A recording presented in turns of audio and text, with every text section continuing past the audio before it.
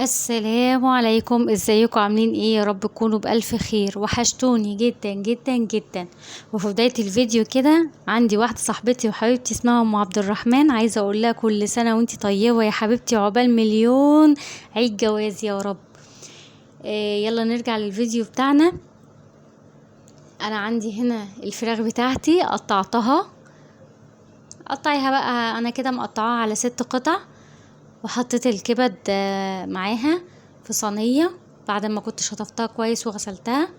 عندي بقى البهارات، بصوا: كزبرة ناعمة، فلفل اسود، شوية شطة، وديت كانت شوية كاري، ودي زعفران، ومعايا القرنفل. هتبل بيهم ايه الفراخ بتاعتي تتبيلة حلوة كده.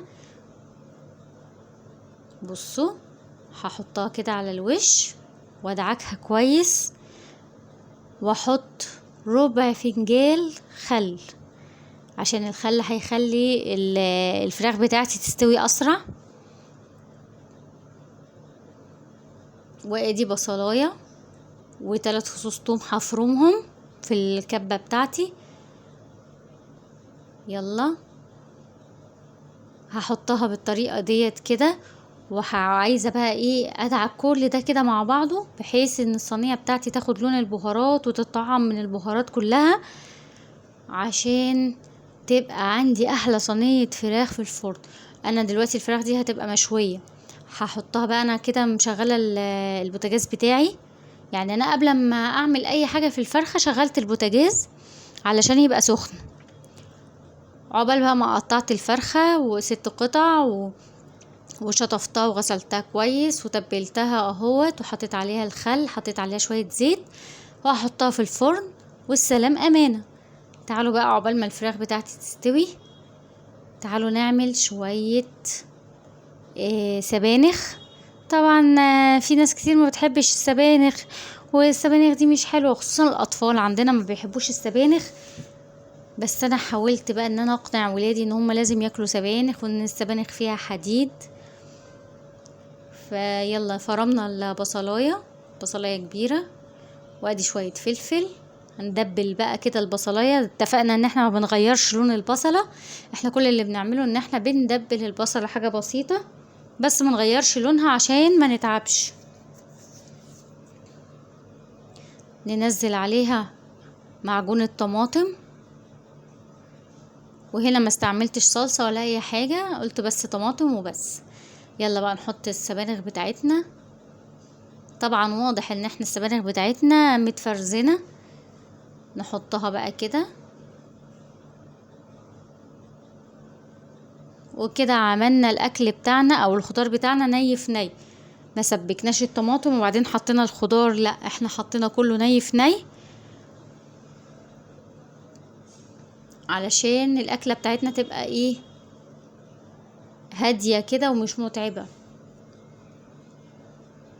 بصي انتي عقبال ما عملتي الفراخ وادي هو عملتي الخضار، ويلا بينا نعمل شويه الرز. طبعا عملت الرز، وعقبال ما عملت الرز كانت الفرخه بتاعتي استوت اهي. بصوا الشوي بتاعها عامل ازاي، ولا ريحتها ولا طعمها. بجد البهارات ديت خلت الفرخه في حته تانية خالص، وريحة الخل او طعم الخل مش باين خالص، بس خلالي الفرخة بتاعتي استوت سوا رائع. والفصوص بتاعت الفرخة من جوه حاجة تانية. بصوا بقى السبانخ، هي اللي ما بتحبش السبانخ لازم تاكل سبانخ، ما ينفعش يبقى قدامك سبانخ حلوة زي كده وما تاكلوهاش. طبعا كل الاطفال وبما فيهم ابني ما فيش علاقة بالسبانخ، بس برضو على مين. وادي الرز بتاعنا كمان كان خلص، والاكلة بتاعتنا كانت استوت. الاكلة اخدت لها ايه غير ساعة ونص، وعملنا احلى اكلة لاحلى عيلة واحلى ولاد. لازم دايما كده تكرمي اهل بيتك، ولازم جوزك ده تاكليه احسن اكله، ولازم تشرفي نفسك وتشرفي اهلك ووالدتك. قد ايه ساعدتك ان انتي تعملي اكل حلو، وقد ايه علمتك ان انتي اكلك يبقى حلو كده، وتتباهي ان انتي اكلك حلو قوي. وطبعا اي حد بيبقى فرحان ان مراته تعمل له اكل حلو كده، والولاد يبقوا فرحانين ان مامتهم بتعرف تعمل اكل. ما نطلبش بقى دليفري ونتدلع ولا انا ما بعرفش اطبخ. تعالوا بقى نقدم الاكل بتاعنا. ايه رأيكم الفراخ؟ وادي الرز، بصوا عملت لهم الرز برضو بالحركات والتكات علشان ايه نفسهم كده تتفتح على الاكل. وحطيت لهم طبعا السبانخ كده على الوش. طبعا كان في بقى ايه يع ومش عارف ايه، لكن على مين اكلوا برضو السبانخ، اكلتها لهم. يلا اللي وصل لهنا ما تنسوش اللايك والشير وتفعيل الجرس والكومنتات الحلوة الجميلة الروعة اللي بجد بتفرحني. وشكرا على كل كومنتاتكم الحلوة، ويا رب ربنا يسعدكم كلكم جميعا ويوفقكم في حياتكم بإذن الله.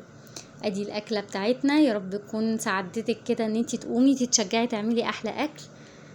ويا رب اشوفكم الفيديو الجاي على خير. و مش عارفه اقول لكم ايه تاني، مش عايزه اقفل الفيديو بصراحه. ايه رايكم في الفراخ؟ وقولوا لي ايه رايكم في السبانخ، وبتحبوها ولا مش بتحبوها؟ وايه رايكم في شكل الرز كده؟